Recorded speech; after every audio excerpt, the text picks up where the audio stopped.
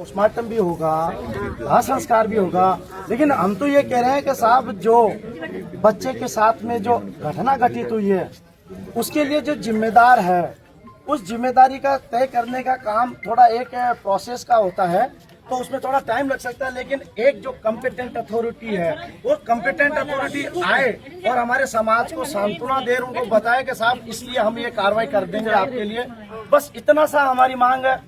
आपने ब्लॉक का बच्ची का नौकरी भी चाहिए। सीआई साहब है, डिप्टी साहब आ रहे थे, सीआई साहब क्या मैंने थोड़ी देर पहले पोस्ट देखी थी आपकी परमिशन, आप बताइए इनको। इनको बता दिया साहब, इनसे पहले वार्ता हुई है, उस दिन भी बता दिया था। आप प्रोसीजर है, हर चीज का एक कानून का प्रोसीजर होता है, मुकदमा दर्ज होगा। मेरी बात सुनो पहले, आप बोल दिए फिर मेरी भी सुन लो।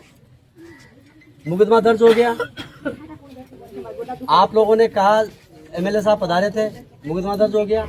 हमने, आप भी आए थे उस दिन, हमने कहा था पंचनामा पोस्टमार्टम की कार्रवाई करवाओ, आगे जो भी लीगल कार्रवाई बनती है, जो भी लोग दोषी हैं उनके खिलाफ जो कानूनी कार्रवाई बनती है वो हम करेंगे। लेकिन जब प्रक्रिया ही शुरू नहीं होगी, तफ्तीश ही शुरू नहीं होगी, पोस्टमार्टम पंचनामा ही नहीं होगा, तो हम क्या कार्रवाई करेंगे? सर हमने जो मांग की है वो जो आप बोल रहे हैं कि भाई अपराधी को पकड़, जो भी कार्रवाई है उसकी तो हम बात ही नहीं कर रहे सर, हम तो वो बात कर रहे हैं। आप तभी देख रहे थे, मैं तो इसकी बात कर रहा हूँ सर। मैं बात जो कर रहा हूँ, आज जो हमारा मांग है, कल हमारी क्या मांग है?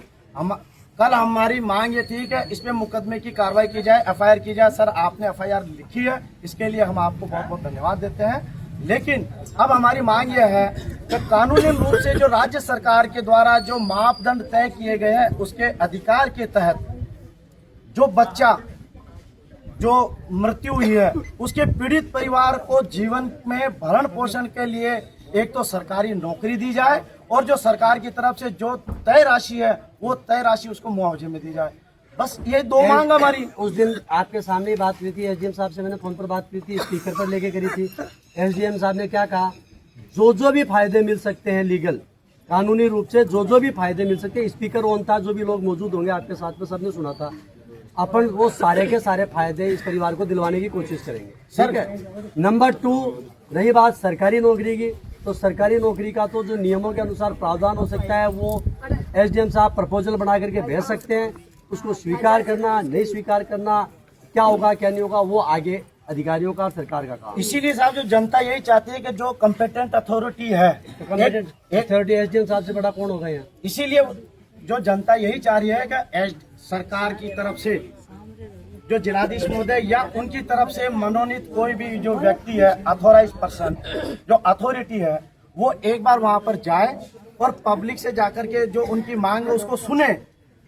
हमारी सिर्फ इतनी सी मांग है कि एक बार भी सुन रहे हैं, मांग को सुनना है। नहीं तो सर ये जनता पब्लिक जहाँ भी ये है, जो आप जनता चलो, है। हम चलते हैं सर मैं चलता हूँ, एसडीएम साहब चलते हैं, एडीसी साहब पधारे में हम चलते हैं, चलो जो मांग है सर, जो एड्रेस किया गया है वो जिला कलेक्टर महोदय को किया गया है। अयो एसडीएम ऐसा है, जिला कलेक्टर साहब की तरफ से एसडीएम साहब नियुक्त है, एसपी साहब की तरफ से एडिशनल एसडीएम साहब जाए तो ये नियुक्त है तो वहाँ धरना स्थल पर चलना चाहिए सर। चलो ना, चलते हैं ना, एसडीएम साहब को धरना स्थल पे